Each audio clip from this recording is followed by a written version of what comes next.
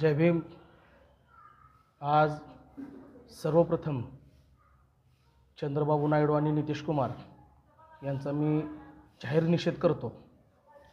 या निषेधाचं कारण असं आहे की सध्या भारतामध्ये लोकसभेच्या ज्या निवडणुका झाल्या आणि या निवडणुकीच्या काळात भारताच्या जनतेने आपले अमूल्य मत हे भाजपच्या विरोधात देऊन काँग्रेस, चंद्रबाबू नायडू, नितीश कुमार यांच्यासारख्या लोकशाहीचा आदर करणाऱ्या पक्षाला दिले आणि त्यांना सत्तेवर आणण्यासाठी प्रयत्न केला आणि भाजपचा 400 पारचा नारा हा हाणून पाडला। खरं तर याचं कारण असं आहे की या भारतीय जनता पार्टीला इथल्या भारताच्या जनतेने चांगलंच ओळखलेलं आहे। हा पक्ष जातीयवादी पक्ष आहे, धार्मिक तेढ निर्माण करणारा पक्ष आहे आणि डॉक्टर बाबासाहेब आंबेडकरांच्या एक संघ भारतावर घाव घालणारा पक्ष आहे।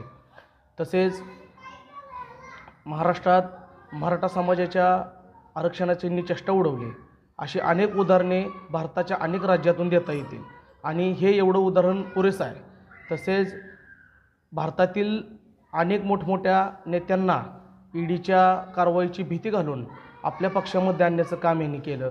तसेच हा पक्ष फसवा आहे, भ्रष्टाचारी आहे, जातीय तेढ निर्माण करणारा आहे आणि अशा पक्षाची पायउतारणी करण्यासाठी भारताच्या जनतेने चंद्रबाबू नायडू, नितीश कुमार आणि काँग्रेस या सर्वांना आपलं मत देऊन सत्तेवर आणण्यासाठी प्रयत्न केला।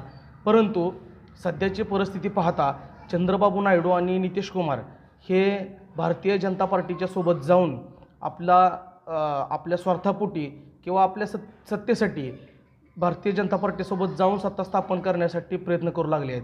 खरं तर माझं यांना एवढंच सांगणं आहे की ज्या पक्षाला सगळ्या भारताच्या जनतेने विरोध केला आणि तुम्हाला कौल दिला आणि आज तुम्ही भारताच्या जनतेच्या मतदानाचा विचार न करता, तुमच्या बाजूने झालेल्या कौलाचा विचार न करता, जनतेला जी पक्ष सत्तेत नको आहे अशा पक्षाला सत्तेत आणण्यासाठी तुम्ही प्रयत्न करत आहात, तर तुम्हा सर्वांचा मी अकलूज शहर योद्धा प्रतिष्ठानच्या वतीने जाहीर निषेध करतो आणि येणाऱ्या काळात नक्कीच जनता ह्या नितीश कुमार आणि चंद्रबाबू नायडू यांनासुद्धा धडा शिकवेल अशी आशा करतो।